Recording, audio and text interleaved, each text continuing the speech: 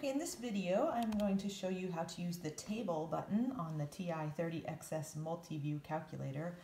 This table button basically creates a t-table for you. So I'm going to show you 3 different kinds of problems that might be helpful for. It can save you some time on a test, which might be important. So the button I'm talking about is right here. It just says table on the front. It's just down from the arrow button. If you hit that table button, you should see y equals. And you might have something in there if you've ever used it before, so press clear to clear that out. And then we can input any kind of equation here that we want to. So I'm going to input this equation over here. 2x, this button, oh, it's off the screen, let me move it up. This button right here next to the 4, that's how you get a variable in there. That's how we'll get the x. So there's 2x squared minus 1. Okay, there's our function. Once you have it typed in, you press enter and you'll see another screen. It's going to ask you where you want your x values to start, how you want them to go up by ones is usually what I pick, and then if you want it to automatically make a table for you or if you want it to ask you for your x values. For this example, I'm going to have my x values, so let's see, we start at -3. I want them to go up by 1. I want the calculator just to go ahead and create a table for me. It doesn't have to ask me what the x values are. So I arrow down and I hit enter on the OK. And you can see right away it's created a t-table for me. So it has told me when x is -3, y is 17. When x is -2, y is 7. When x is -1, y is 1. And then you can use your arrow button to continue on down.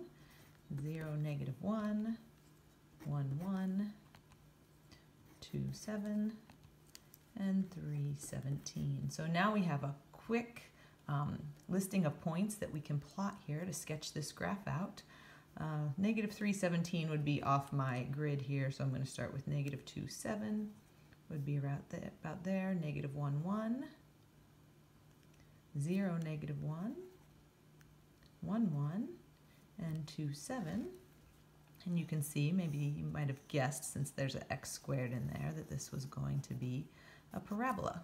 Okay, so that t-table was nice and quick to generate using that table button on our calculator. Another problem that you might find the table button useful for are solving these rational inequalities. Okay, so in this situation, this one is set up nicely for us. It's already got a single fraction on the left and a 0 on the right. So our next step would be to find our boundary points. And that's where you set both the numerator and the denominator equal to 0. There's one of them. And there's another.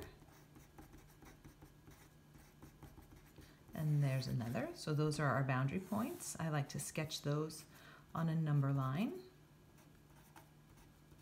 Okay, and that shows me that I need to test points from 4 different intervals in order to figure out to answer this inequality question. I need to test x values less than -1, in between -1 and 2, in between 2 and 4, and greater than 4. So when I'm checking the sign of interval A, I need to choose a test value smaller than -1, maybe -2. In interval B, I could test x equals 0 to tell me if this rational is going to be positive or negative. In interval C, I'm going to use x equals 3 as my test value. And in interval D, I need something bigger than 4, so I'll just choose x equals 5. Now, you can make a sign chart, you can test these in your head, however you want to do it, but if that's complicated for you, this is another place you can use the table function.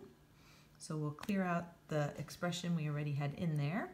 I'm going to use my fraction key, the n over d, and then up top I enter 2x minus 4. Use the arrow to go to the denominator, and I can just enter that denominator right as it's written, x plus 1 and x minus 4.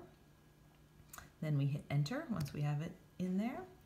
This time I don't really care about the start and stop because I'm going to change this to ask. I have some specific x values I want to put in there. So I hit OK. And now you can see -2 is actually there already for me, and it tells me that at x equals -2, my rational expression is equal to -4/3.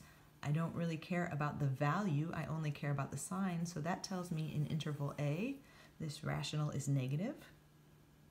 Now I also want to test x equals 0, so I can just hit, wherever my cursor is, just hit 0 and enter, and you'll see 0 popped up there. Turns out that at 0, my rational expression is equal to 1, so that is positive in interval b. X equals 3, again, just wherever your cursor is, you can hit 3 and then enter. You see at 3, it's negative 1/2. So that means we are negative in interval C. And then for interval D, I want to test x equals 5, so I just hit 5 and enter. It turns out at 5, my value is 1, so that is positive. So you can see that was a pretty quick way to test our signs, maybe save some time for you there. And then we have to write our final answer on this problem. We were looking for where is this rational greater than 0. Greater than 0 would be the positive numbers, so that would be interval B and D. Just to wrap it up in interval notation, that would start at -1 and end at 2 for the first one. Union, start at 4 and end at positive infinity for the second. Okay, then the final problem I want to show you, maybe not as obvious a way to use the table, but it's a good trick. I think it can be helpful. When you need to solve a quadratic equation like this, we know for solving quadratics we can factor or use the quadratic formula or complete the square.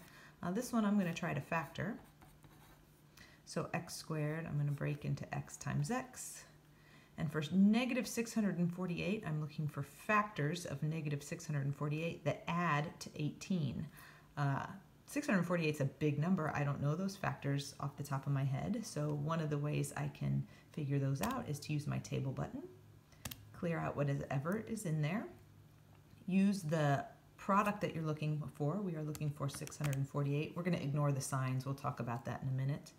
And then you do divided by x, because what that's going to do is divide 648 by all the different integers, and then you'll get a listing of what your factors will be.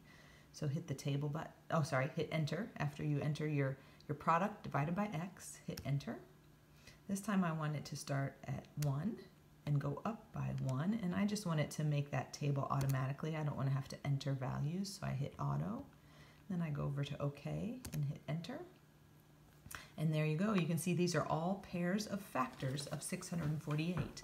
So 1 times 648, 2 times 324, 3 times 216. Use your arrow key and just keep going. Since we want a difference of 18, we're going to have to keep going a little further. Anything that has a decimal result, ignore that. That's not an actual factor of the number we're looking for. Looking for whole numbers only. And you got to do some math in your head as you're going, but here we go. 18 and 36. If I had a negative 18 and a positive 36, that would give me that inner product I'm looking for, a positive 18. So the table button, I'll finish solving this. Although the factoring was the tricky part, x equals 18.